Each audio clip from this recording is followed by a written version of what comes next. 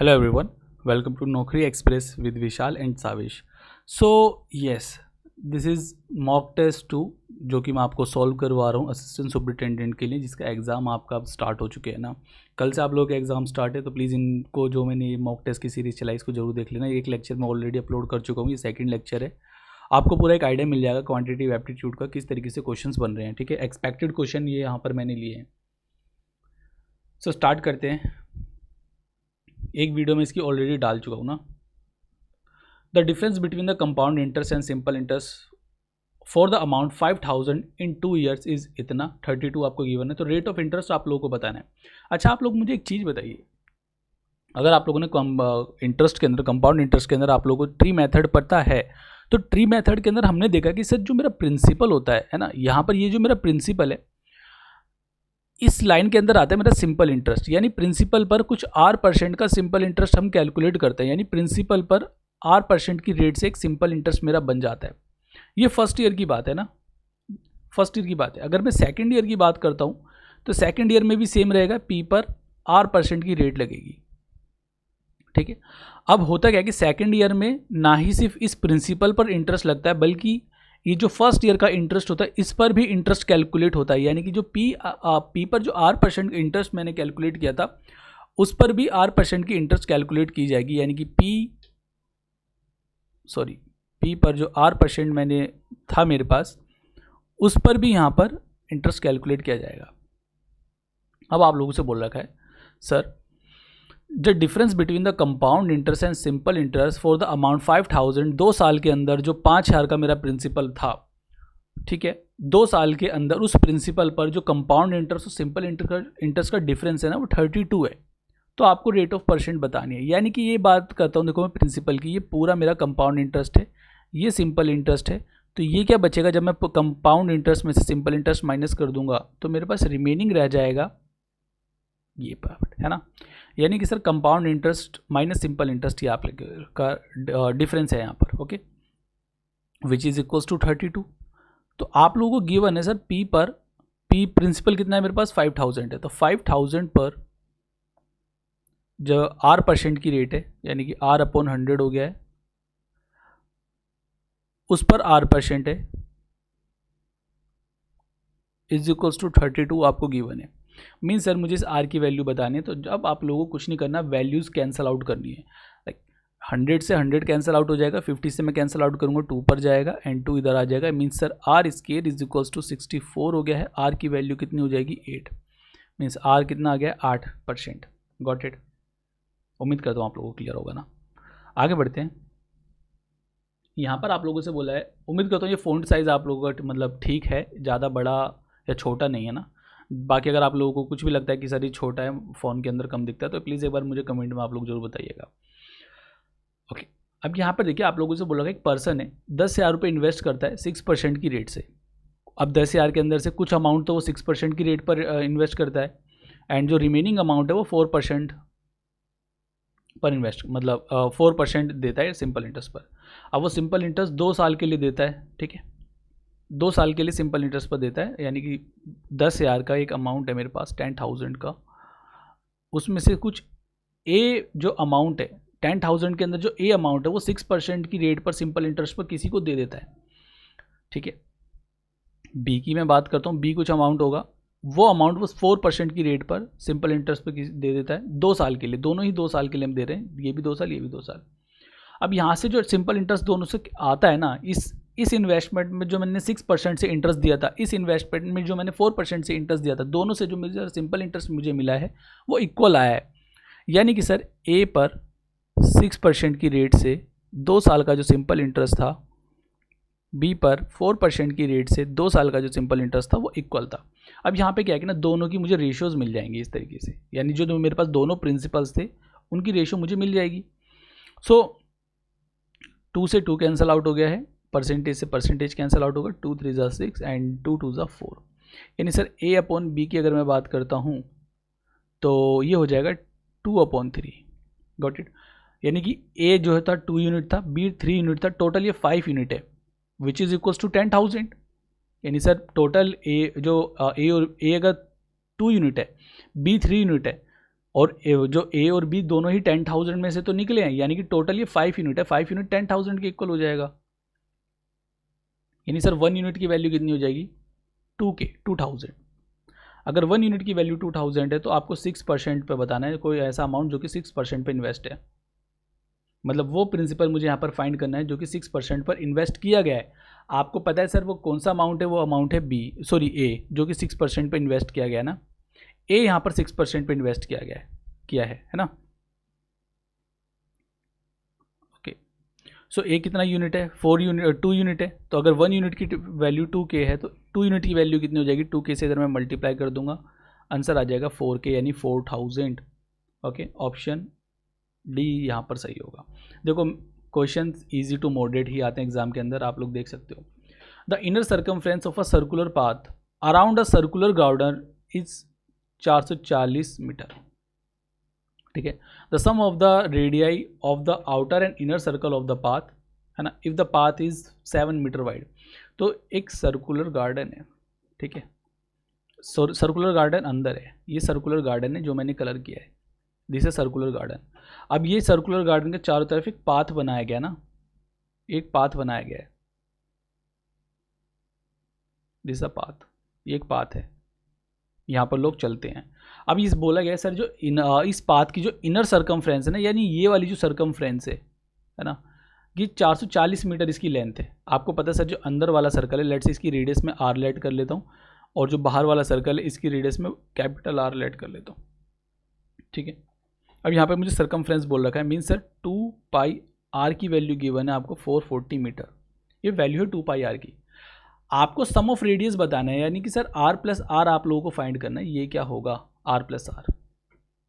अब आप लोगों को देखो आर प्लस आर आप लोगों को फाइंड करना है, और आपको गिवन है आर माइनस आर, बिकॉज इतना मीटर वाइड है ना, ये जो इतना मीटर चौड़ा है यानी 7 मीटर वाइड है, यानी कि सर बड़ी रेडियस में अगर मैं छोटी रेडियस माइनस कर देता हूँ तो 7 मीटर ये आएगा, यानी आर माइनस आर आपको 7 मीटर गिवन है। Got it. तो आपको आर प्लस आर निकालना है। सो यहाँ से मैं स्मॉल आर निकाल लूँगा,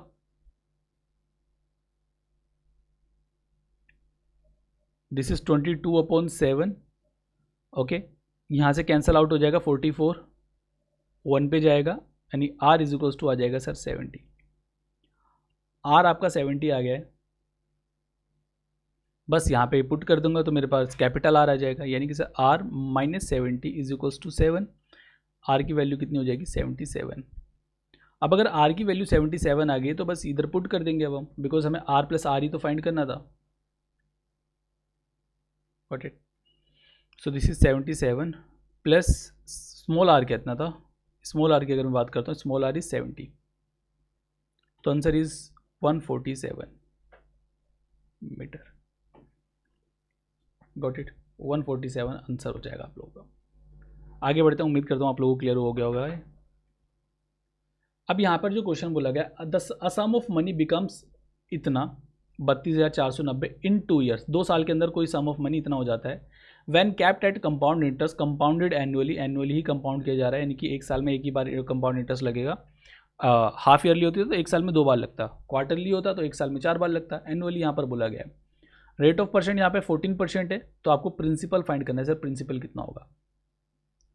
सो आपको ये फॉर्मूला पता है कंपाउंड इंटरेस्ट का, amount is equals to P bracket 1 plus R upon 100, ठीक है, टू द पावर एन, यानी कि जितनी बार यहाँ पर कंपाउंडिंग की गई होती है वो एन होता है।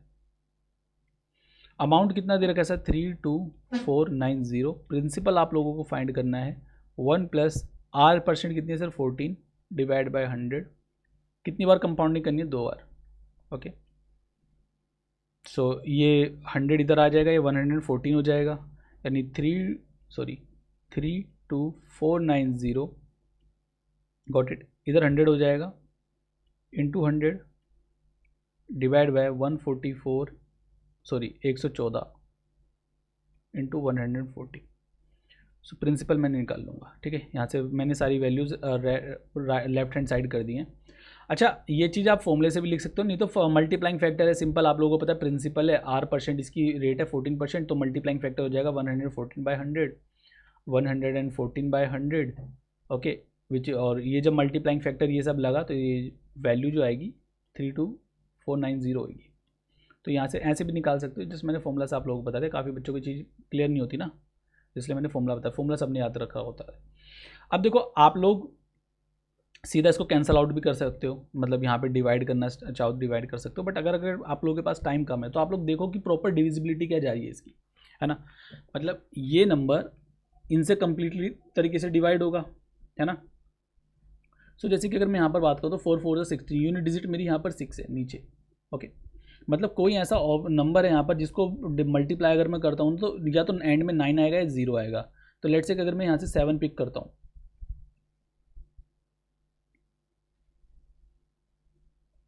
तो 7 6 42, देखो 2 आ रहा है यहाँ पे, तो कट ही नहीं रहा। 8 6 48, 8 आ रहा है, नहीं होगा। 5 6 4 24, 4 हो रहा है, नहीं आ रहा। ये भी नहीं होगा, ये भी नहीं होगा, ये भी नहीं होगा। यूनिट डिजिट यहाँ पर 5 है ना, 5 में लगाऊंगा, 5 6 30, 0 आ रहा है, ठीक है 0। तो ये यानी कैंसिल आउट हो जाएगा, आंसर आ जाएगा 25,000। मैं पूरा नहीं कैंसिल आउट कर रहा, बिकॉज अगर एग्जाम में टाइम कम है तो आप लोग इस तरीके से कर सकते हो। हालांकि ये डेसिमल में जाएगा, 2.5 के आसपास आएगा, है ना। 2.5 आपका आएगा जब ये आप लोग काटोगे, बट वो आप लोग देखो कि जब ये पूरा 2 से भी कटेगा तो 5 पे ही तो जाएगा, है ना। 2 से काट इसको, 0 को 2 से अगर मैं काटना चाहूँ, बिकॉज यहाँ पे 2 हैं, और 0 से अगर मैं 2 को काटना चाहूँ तो 5 पर ही तो जाता है, ओके। बिकॉज 2 5 से 10, 0 तब बनता है आप लोगों का। सो जब इस तरीके से देखो तो बिना कैलकुलेशन करे भी आप लोग आंसर कर सकते हो। By selling 136 books a shopkeeper owner gains an amount equal to the cost price of 134 books. तो आपको प्रॉफिट परसेंट बताना है कि सर प्रॉफिट परसेंट कितना होगा। मीन्स यहाँ पर बोला गया है सर 136 बुक सेल करने के बाद जो प्रॉफिट होता है ना वो 34 बुकों के कॉस्ट प्राइस के बराबर है। मतलब कि सर 136 बुक्स पर जो प्रॉफिट आया है ना, जो पैसा आया है वो 34 बुक के कॉस्ट प्राइस के बराबर है, ठीक है। Means profit upon cost price, यहाँ पर कैंसिल आउट कर लोगे, 17 17 दूनी 34, 17 8 136 और कैंसिल आउट करोगे 1/4, यानी प्रॉफिट 1 यूनिट है, कॉस्ट प्राइस मेरा 4 यूनिट है। आपको यहाँ पर प्रॉफिट परसेंट ही बताना था, सर प्रॉफिट परसेंट कितना होगा, ओके। प्रॉफिट परसेंट कितना हो जाएगा, 1/4 की परसेंटेज वैल्यू होती है गैस 25%, ओके। 25% यहाँ पर आंसर है। इजी क्वेश्चन था, आगे बढ़ते हैं। DI का क्वेश्चन है, आप लोगों से बोला how many student have scored highest percentage marks in more than one subject. ऐसे कितने बच्चे हैं जिन्होंने एक से ज़्यादा सब्जेक्ट के अंदर हाईएस्ट परसेंटेज मार्क्स स्कोर किया है। जैसे कि अगर मैं हिंदी की बात करता हूँ, हिंदी के अंदर सबसे ज़्यादा परसेंटेज, देखो ये जो नंबर दे रखे हैं ना परसेंटेज के अंदर ही दे रखा है, the table shows the percentage marks, यानी ये परसेंटेज ही शो कर रखा है। तो हिंदी के अंदर सबसे हाईएस्ट परसेंटेज स्कोर किसका है, अगर आप देखोगे तो 89 है हाईएस्ट परसेंटेज स्कोर, जो कि कंचन है, और कोई तो नहीं है ना हिंदी के अंदर, नहीं। इंग्लिश के अंदर हाईएस्ट परसेंटेज स्कोर किसका है, 92 दीक्षा का है। मैथ्स के अंदर 96 अगेन दीक्षा का है। बस यहाँ पर ना आप लोगों को थोड़ा सा ढंग से चीज़ें देखनी होंगी, केयरफुली आप लोगों को करना पड़ेगा, वरना अगर सिली मिस्टेक होने के चांसेस क्वेश्चन के अंदर ज़्यादा। क्वेश्चन तो आसान है। फिजिक्स की अगर मैं बात करता हूँ तो फिजिक्स के अंदर 88 है। केमिस्ट्री की अगर मैं बात करता हूँ हाईएस्ट परसेंटेज स्कोर किसका है, 94, ओके। बायोलॉजी की अगर मैं बात करता हूँ 88 है। IT की अगर हम बात करते हैं तो 98 है। Got it. सो ऐसे कितने बच्चे हैं जिन्होंने एक से ज़्यादा सब्जेक्ट के अंदर हाईएस्ट परसेंटेज स्कोर किया है। आप लोग देख सकते हो सर अमित है, बिकॉज इसका 2 में आ रहा है। रुचि तो 1 में भी नहीं है, कंचन 1 में है, हमें एक से ज़्यादा बताना है, मोर देन 1, ओके। प्रशांत 1 में नहीं है, मृणाल नहीं है, कुणाल 1 में है, 1 में मतलब 1 ही में है बस ये, दीक्षा 3 में है। यानी 2 ऐसे बच्चे हैं जिन्होंने एक से ज़्यादा हाईएस्ट परसेंटेज स्कोर किया है। Got it. बस केयरफुली करने वाला क्वेश्चन था ये। आपसे यहाँ पर बोला गया if the length and the breadth of a rectangle are increase by 8% and 12%, तो कितना परसेंटेज इंक्रीज हुआ है एरिया के अंदर। सिंपल है, आप लोग मल्टीप्लाइंग फैक्टर से भी इस क्वेश्चन को कर सकते हो, नहीं तो आप लोग फॉर्मूला से भी कर सकते हो। फॉर्मूला क्या होता है सर, x+y अपॉन 100%, ये हमारा फॉर्मूला होता है जब वो एरिया इंक्रीज होगा। अच्छा, फॉर्मूला किस केस के अंदर लगता है? ये केस तब, ये फॉर्मूला उस केस के अंदर लगता है जब आपका A is equals to B into C type होता है ना। यानी कि मल्टीप्लाई ए कब कैसे बनेगा, वो ए तब मतलब ए जो बनेगा ना वो बी इंटू सी बी को सी से मल्टीप्लाई करने पर बनता है। तो उसके अंदर अगर मैं बी के अंदर चेंज करता हूँ, सी के अंदर चेंज करता हूँ, तो ए के ऊपर जो इफेक्ट पड़ेगा ना वो इनका कम्युलेटिव इफेक्ट पड़ेगा, इनका सक्सेसिव इफेक्ट पड़ेगा। तो उसके लिए वो सक्सेसिव का फॉर्मूला ये होता है एक्स प्लस वाई अपॉन 100%। सो एक्स कितना है गाइज 8 है, वाई 12 हो गया, 96 और अपॉन 100 है। ये चीज़ आप लोग डायरेक्ट भी कर सकते हो कि सर 8 12 8 20 हो गया, प्लस 12 8 96 होता है और अपॉन में 100 होता है 0.96, तो आंसर आ जाएगा सर 20.96। Got it. बहुत आसान क्वेश्चन है ये, मतलब कुछ सेकंड्स का आंसर आ जाएगा इसमें। The number of student who play cricket from the school A is what percent of the total number of student who the number of students who play cricket from school A is what percent of the total number of the total students of all school who play cricket।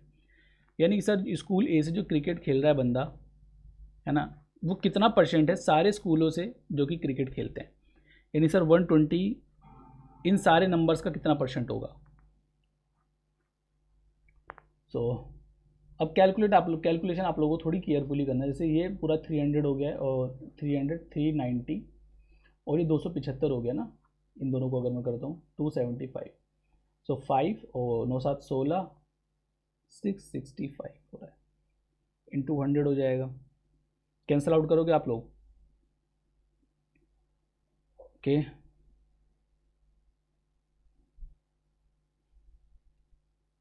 13 पंजे 65 होता है, 5 3 ज़ा 50 और 5 2 ज़ा 10, 12 दूनी 24 यानी 240 हो गया, डिवाइड बाय 133। क्लियर है। 19 सत्ते 133 होता है, बट यहाँ पे डेसिमल में है तो आप लोग वैसे कर सकते हो ना। अब यहाँ पर आप लोग कैलकुलेशन से कैसे बच सकते हो, जैसे कि अगर यहाँ पे देखो, सॉरी 2400 है ना, यहाँ पर 2400 को आपको 133 से डिवाइड करना है। कैलकुलेशन से कैसे बचोगे आप लोग, यहाँ पर आप लोग देखो सर 18 18 18 18 हर जगह 18 है, सारी जगह आपका 18 है। यानी कि ये जो 2400 है, जब मैं इसको 13 से डिवाइड करूँगा तो मुझे पता है सर जो पहला क्वेश्चन आएगा वो 18 ही आएगा, है ना। तो मैं क्या करता हूँ 18 को इस 13 से मल्टीप्लाई कर लेता हूँ, 13 कम 13 13 8 104, ओके। 18 से मैंने सीधा इसको मल्टीप्लाई कर लिया, यानी कि 234 हो रहा है गाइस, 234 मीन्स 60 आएगा यहाँ पर, ओके। मैं डेसिमल लगाऊंगा, यहाँ पर बन जाएगा आपका 0। तो अब यहाँ पर कौन सा आएगा, अब ओ सॉरी यहाँ पे 60 तो ऑलरेडी है ही ना, मैंने 13 से क्यों कर लिया इसको, एक छोटा सा मैंने सिली कर दिया, यहाँ पर 133 है, मैंने 13 लिख दिया, कोई नहीं दोबारा करते हैं।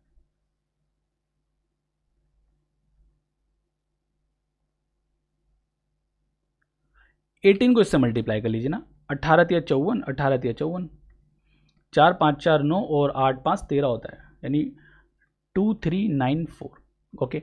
6 आया यहाँ पर, आप लोग डेसिमल लगाओगे 0 आएगा, बट 60 तो अगेन इससे छोटा है, तो एक और 0 आप लोग लगाओगे इधर, है ना, 0 लगाना पड़ेगा। डबल 0 लगाने के लिए हम यहाँ पे 0 लगाते हैं।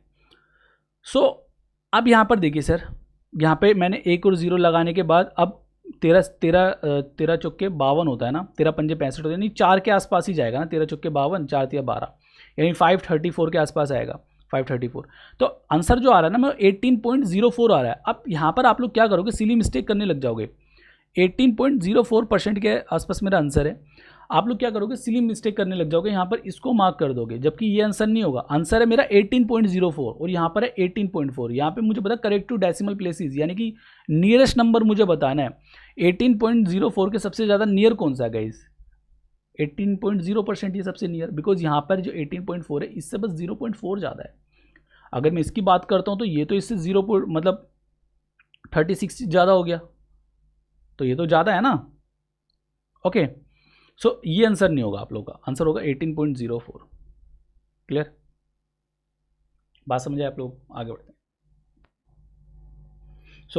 मतलब इस तरीके से आप लोग थोड़ा स्मार्ट प्ले करके कैलकुलेशन से बच सकते हो, नहीं तो फिर कैलकुलेशन करने में आप लोगों को बहुत टाइम लग जाएगा। आप लोग यहाँ पर सीधा 2400 से डिवाइड वगैरह करोगे, जबकि ऑलरेडी चीज़ आप लोगों को आधी तो गिवन ही होती हैं। The area of a base of a cylinder is इतना, height of the cylinder is 9 centimetre. तो फाइंड करना आपको total surface area of the cylinder, यानी गाइज ये सिलेंडर है मेरे पास, दिस इज रेडियस, हाइट आपको गिवन है 9 सेंटीमीटर, टोटल सरफेस एरिया बताना है। Total surface area of cylinder होता क्या है actually, 2 pi r plus h, this is the total surface area of cylinder, got it.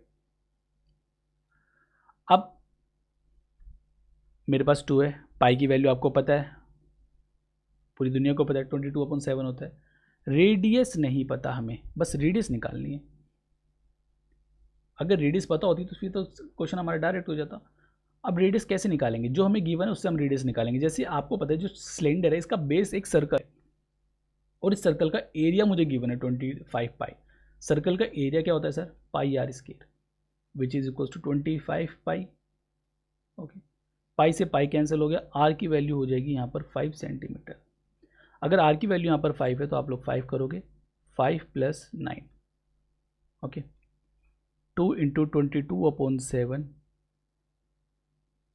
× 5 और 9 5 14 होता है, 7 2 ज़ा 14,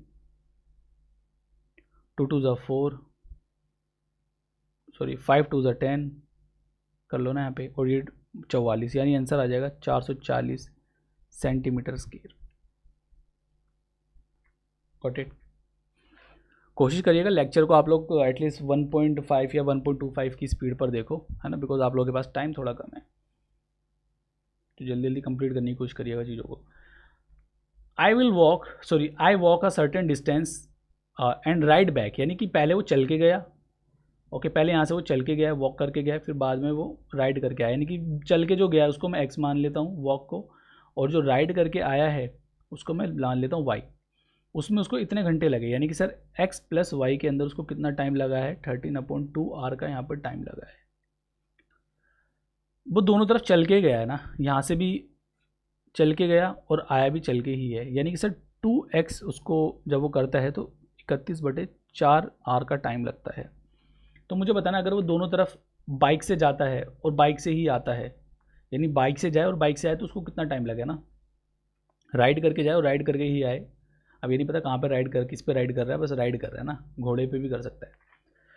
सो कितना टाइम उसको लगेगा, मतलब मुझे सर 2y की वैल्यू बतानी है, तो मैं करता क्या हूँ, मैं इधर यहाँ पे 2 से मल्टीप्लाई कर देता हूँ ना बहुत दोनों तरफ, यानी कि सर 2x + 2y = 13r हो जाएगा ना। अब 2x की वैल्यू तो आपको गिवन है 31/4r, इसकी वैल्यू तो आपको गिवन है, मीन्स सर 2y की वैल्यू कितनी हो जाएगी, 13 - 31/4, गॉट इट। 13 चौके 52, 21/4 हो जाएगा 2y की वैल्यू, ओके, कैंसल आउट करके 4 5 ज़ा 25r हो जाएगा, 4 5 ज़ा 20, 1/4, ये r के अंदर है, 1/4 आ रहा है, बट 1/4 r कहीं दे नहीं रखा, मिनट के अंदर दे रखा, तो इसको r को मैं मिनट में चेंज करूँगा, 60 से मल्टीप्लाई कर लूँगा, 15 पर जाएगा, यानी सर आंसर आएगा 5r 15 minute, got it, 5r 15 minute, option D correct answer होगा। उम्मीद करता हूँ आप लोगों को क्लियर होगा। आगे बढ़ते हैं हम। 3 आदमी या फिर 2 औरतें या फिर 6 लड़के किसी काम को 22 दिन में कंप्लीट करते हैं। 3 मैन, 2 वीमेन या फिर 6 लड़के किसी काम को 22 दिन में करते हैं। अब यहाँ पे 22 आप लोग लिख सकते थे, बट 22 कैंसल आउट हो जाएगा, इसलिए मैंने लिखा ही। तो आपको बताना है, इधर करते हैं, 1 मैन + 1 वीमेन एंड 1 बॉय मिल के इस काम को कितने दिन में करेंगे। डेज मुझे यहाँ पर बताने, कौन सा काम, जो कि 3 आदमी 22 दिन में करते हैं, 2 औरतें 22 दिन में करती हैं, 6 बॉयज़ भी 22 डेज़ के अंदर, यानी कि 3 मैन 22 डेज़ में करते हैं। वो काम ये वाला काम ये वो लोग कितने दिन में करेंगे, डेज़ मुझे यहाँ पर बताने हैं। सो पहले मैं क्या करूँगा, इनकी एफिशिएंसी निकाल लूँगा कि एफिशिएंसी कितनी है इनकी। सो एलसीएम अगर मैं इनका 6 लेता हूँ तो मैन की एफिशिएंसी आ जाएगी 2, वीमेन की एफिशिएंसी आ जाएगी 3, बॉय की एफिशिएंसी आ जाएगी 1. तो man is 2, women is 3 and efficiency of boy is 1. Man की एफिशिएंसी कितनी है sir? 2. Got it. So this is 2, 3 and 1, 6 in 2 days. 3 into 2 into 22. 3 2 6 cancel out हो गया. सो डेज आ जाएगा यहाँ पर 22. ठीक है, 22 दिन में ये एक मैन, एक वीमेन और एक लड़का 22 दिन में काम कंप्लीट कर लेंगे. ओके. अब यहाँ पे देखो, the simple interest on ₹6,000 at 4% per annum at the simple interest on ₹6,000 for 4 years at R% per annum is equal to the simple interest on 9,000 at 12% per annum for 2 years. तो R की value आपको बतानी है sir. 6,000 रुपये पर 4 साल के लिए R% से जो सिंपल इंटरेस्ट मुझे मिलता है ना, वो सिंपल इंटरेस्ट इक्वल है किसके? 9,000 पर 12% से 2 साल के लिए जो सिंपल इंटरेस्ट मिलता है उसके. यानी कि यहाँ से जो सिंपल इंटरेस्ट मिला और यहाँ से जो सिंपल इंटरेस्ट मिला है वो इक्वल है, यानी कि इसलिए मैंने बीच में इनको इक्वल कर दिया. क्लियर है? क्वेश्चन इजी है. 00 से 00 कैंसिल आउट हो गया, 000 से 000 कैंसिल आउट हो जाएगा. 24 और 24. आर की वैल्यू कितनी आ गई sir? 9%. Option C is the correct answer. अब यहाँ पे देखो, 4 मैन 6 औरतें किसी काम को 8 दिन में कंप्लीट करती हैं. 3 आदमी 7 औरतें इस काम को 10 दिन में कंप्लीट करती हैं. तो 25 वीमेन इस काम को कितने दिन में कंप्लीट करेंगे? यानी कि सर 4 मैन एंड 6 वीमेन एक काम को 8 डेज़ में कंप्लीट करती हैं. 3 मैन 7 वीमेन सेम वर्क को 10 डेज़ में कंप्लीट करते हैं. तो मुझे बताना है सर 25 वीमेन इस काम को कितने दिन में कंप्लीट करेंगे? कौन सा काम सर? वही काम जो कि 4 आदमी और 6 वीमेन 8 दिन में कंप्लीट करती हैं. ओके. सो कैंसल आउट करें. 2 4 ज़ा 8, 2 5 ज़ा 10, 4 4 ज़ा 16M, 24W, 15M, 35W. M is equals to वहाँ पे जाएगा तो मैन और वीमेन की जो एफिशिएंसी आई है गाइज वो 11/1, यानी कि मैन 11 यूनिट एफिशिएंट है, वीमेन यहाँ पर 1 यूनिट एफिशिएंट है. बस आपको कुछ नहीं करना, वैल्यूज़ पुट कर देनी है. यानी सर वीमेन की एफिशिएंसी 1 है, मैन की एफिशिएंसी 11 है, वीमेन की एफिशिएंसी 1 है. तो ये 25 into D is equals to 44 and 650 into 8. 2 पे जाएगा ये, तो डेज कितने आ जाएंगे यहाँ पर? 16. Got it. ऑप्शन बी यहाँ पर करेक्ट आंसर होगा. अच्छा वाला क्वेश्चन देखो आप लोग, ये 3 क्वेश्चन रहते हैं अपने बस. What is the ratio of the total number of student who play hockey to the total number of student who play badminton from all schools? यानी सर हॉकी खेलने वाले और बैडमिंटन खेलने वालों के रेशियो आपको बतानी है. हॉकी एंड बैडमिंटन, बस कुछ नहीं करना, आप लोग इसका सम कर लेना है और इसका सम कर लेना है, रेशियो निकाल दोगे. ओके. सो करते हैं इसका सम. जैसे 5 5 10 और ये 20 हो गया, 0 2 आएगा, 9 2 11 16 20 28 और 34. इसका अगर मैं सम करता हूँ बैडमिंटन वालों का तो कितना हो जाएगा? 5 4 9 15 और 230. ठीक है. तो रेशियो कितना आ जाएगा? 34/23. Got it. अभी वाला क्वेश्चन देखो, the selling price of first article is इतना and the cost price of second article is इतना. यानी सर मेरे पास 2 आर्टिकल हैं ए एंड बी. सीपी और एसपी की अगर मैं बात करता हूँ, selling price of first article is 960 and the cost price of second article, इसकी कॉस्ट प्राइस है 960. पहले आर्टिकल पर 20% का प्रॉफिट होता है, सेकंड आर्टिकल पर 20% का लॉस होता है. तो मुझे यहाँ पर बताना टोटल लॉस कितना हुआ. ओके. सो पहले आर्टिकल पर 20% का प्रॉफिट होता है ना, प्रॉफिट होता है. 20% की फ्रैक्शन वैल्यू मेरी 1/5 है, यानी चीज़ मेरी 5 से 6 हो गई है. 6 यूनिट की वैल्यू अगर 960 है, 1 यूनिट की वैल्यू कितनी हो जाएगी? 16. यानी 5 यूनिट की वैल्यू कितनी हो जाएगी गाइस? 800. ये कॉस्ट प्राइस है. सेकंड की अगर मैं बात करता हूँ, मुझे 20% का लॉस हुआ है, यानी कि सर 5 पर 1 का लॉस हो गया, यानी यूनिट जो मेरी 5 से 4 हो गई है। 960, 5 यूनिट की वैल्यू अगर 960 है तो 1 यूनिट की वैल्यू कितनी हो जाएगी? 19 5 ज़ा 95 होता है, एंड 5 2 ज़ा 10। सो 4 यूनिट की वैल्यू कितनी हो जाएगी सर? 76, और 4 2 ज़ा 8, यानी 768। ओके, जब मैंने यहाँ पर 192 से मल्टीप्लाई किया। Got it. सो मुझे यहाँ पर बताना है सर ओवरऑल लॉस कितना होगा, मीन्स टोटल कॉस्ट प्राइस मैं ऐड कर लूँगा। ये टोटल सीपी है मेरी 1760 हो जाएगा, और ये मेरी टोटल एसपी है 6 दूनी 12 और 1728। सो ये टोटल सीपी है और ये टोटल मेरी एसपी है। कितने का लॉस हो गया है मुझे यहाँ पर? आप बोलोगे सर 32 रुपये का लॉस हो जाएगा, यूनिट डिजिट बिकॉज मेरी 2 दिख रही है यहाँ पर, 32 रुपये का यहाँ पर लॉस हो गया है। Got it, option 4। Next question देखिए हम। Yes, a person travel an equal distance at a speed of 10 kilometre per hour, 15 and 30। What is the average speed? Average speed आपको बतानी है। जब भी आपका एवरेज स्पीड पूछी जाए, एवरेज स्पीड आप लोगों को पता है sir, total distance upon total time होता है ना, total distance upon total time, this is average speed. Got it. तो टोटल डिस्टेंस कितना है? लेट्स से अगर पूरा इक्वल डिस्टेंस ही है ना, यानी कि इक्वल डिस्टेंस है means 1 unit 1 unit and 1 unit, total distance कितना हो जाएगा सर? 3 यूनिट।